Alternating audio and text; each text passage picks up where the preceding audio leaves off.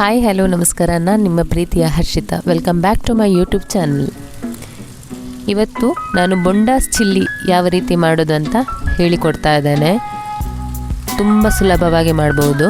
ಮೊದಲಿಗೆ ಬೊಂಡಾಸನ್ನು ಕ್ಲೀನಾಗಿ ಕಟ್ ಮಾಡಬೇಕು. ನಿಮಗೆ ಯಾವ ಶೇಪಿಗೆ ಬೇಕು ಆ ಥರ. ನಂತರ ಅದಕ್ಕೆ ಮೆಣಸಿನ ಹುಡಿ ಹಾಕ್ಕೊಂಡಿದ್ದೇನೆ 2 ಟೇಬಲ್ ಸ್ಪೂನ್ನಷ್ಟು. ನಂತರ ಅರಶಿನ,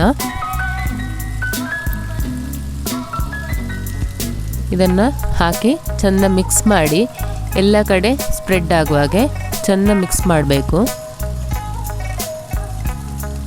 ನೋಡಿ, ಈ ಥರ ಮಿಕ್ಸ್ ಮಾಡಿದ ನಂತರ ನೋಡಿ, ಕಾರ್ನ್ಫ್ಲವರ್ ನಾನು 3 ಟೇಬಲ್ ಸ್ಪೂನಷ್ಟು ಹಾಕ್ಕೊಂಡಿದ್ದೇನೆ. ನಿಮಗೆ ಎಷ್ಟು ಬೇಕೋ ಅಷ್ಟು ನೋಡ್ಕೊಳ್ಳಿ. ನಾನು 1/2 kg ಬೊಂಡಸಿಗೆ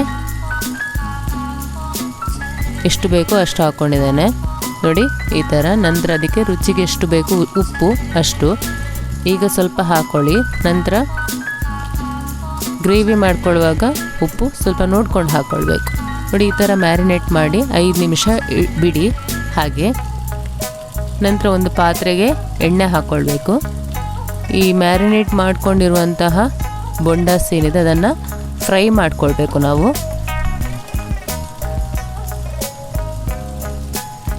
ಒಂದು 10 ನಿಮಿಷ ಆದರೂ ಬೊಂಡಾಸ್ ಚೆಂದ ಫ್ರೈ ಆಗಬೇಕು ಎಣ್ಣೆಯಲ್ಲಿ. ಅದರ ನೀರು ಬಿಟ್ಕೊಂಡು ಬರುತ್ತೆ ನೋಡಿ. ಆಗ ನಿಮಗೆ ಅದು ಬೆಂದಿದೆಯಾ ಇಲ್ವಾ ಅಂತ ಒಂದು ಹಾಫ್ ಬೆಂದಿರಬೇಕು. ನೋಡಿ, ಈ ಥರ ನೀರು ಬಿಟ್ಕೊಂಡು ಬರ್ತದೆ ನೋಡಿ. ನೋಡಿ, ಇಷ್ಟು ನೀರು ಬಿಟ್ಟಿದೆ ನೋಡಿ.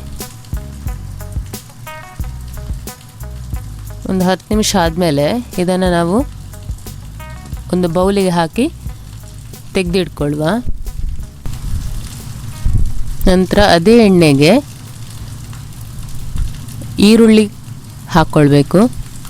ನಾನು ಚಿಕ್ಕ ಈರುಳ್ಳಿ ತೊಗೊಂಡಿದ್ದೇನೆ, 1/2 kg ಅಲ್ಲ, ಸೊ ಹಾಗೆ. ನಂತರ ಹಸಿಮೆಣಸಿನ್ಕಾಯಿ 2 ತೊಗೊಂಡಿದ್ದೇನೆ. ನಿಮಗೆ ಎಷ್ಟು ಖಾರ ಬೇಕೋ ಅಷ್ಟು ನೋಡ್ಕೊಳ್ಳಿ. ತುಂಬ ಖಾರ ಬೇಕಾದವರು ಒಂದು 3 ಹಾಗೆ ಹಾಕ್ಕೊಳ್ಬೋದು.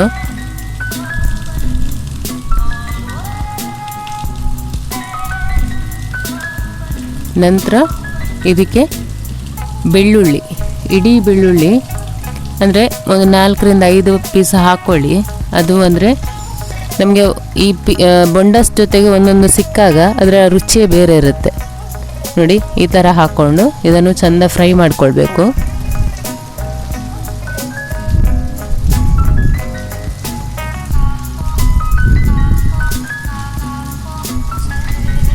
ಇದು ಚೆಂದ ಬೆಂದ ನಂತರ ಇದಕ್ಕೆ ಕಟ್ ಮಾಡ್ಕೊಂಡಿರುವಂತಹ ಟೊಮೆಟೊ ಏನಿದೆ ಅದನ್ನು ಹಾಕ್ಕೊಳ್ಬೇಕು.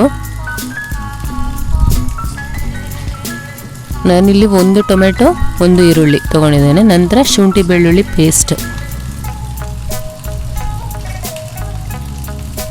ಹಾಕಿ ಚೆಂದ ಮಿಕ್ಸ್ ಮಾಡ್ಕೊಳ್ಳಿ.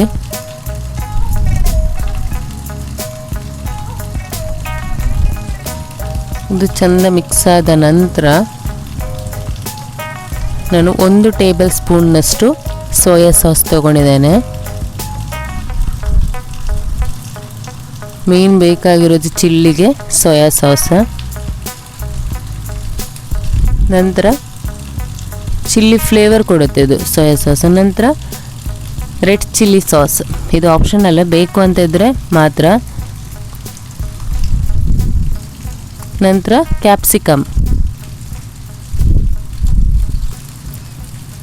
ಇದನ್ನು ಚೆಂದ ಫ್ರೈ ಮಾಡಿದ ನಂತರ ನಾವು ಫ್ರೈ ಮಾಡ್ಕೊಂಡಿರುವಂತಹ ಬೊಂಡಾಸ್ ಏನಿದೆ ಅದನ್ನು ಹಾಕ್ಕೊಳ್ಬೇಕು.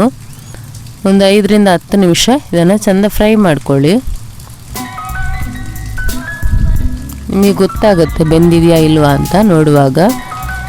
ಬೆಂದಿದಂತ ಆಗುವಾಗ ಇದನ್ನು ಒಂದು ಸರ್ವಿಂಗ್ ಬೌಲಿಗೆ ಹಾಕಿದರೆ ಬಿಸಿ ಬಿಸಿಯಾದಂತಹ ಬೊಂಡಾಸ್ ಚಿಲ್ಲಿ ರೆಡಿಯಾಗಿರುತ್ತೆ ನೋಡಿ. ಈ ಥರ. ಈ ವಿಡಿಯೋ ನಿಮಗೆ ಇಷ್ಟವಾಗಿದ್ದರೆ hit like, share and subscribe. ಪ್ರೀತಿಸದ ಹೇಗೆ ಇರಲಿ. Thank you.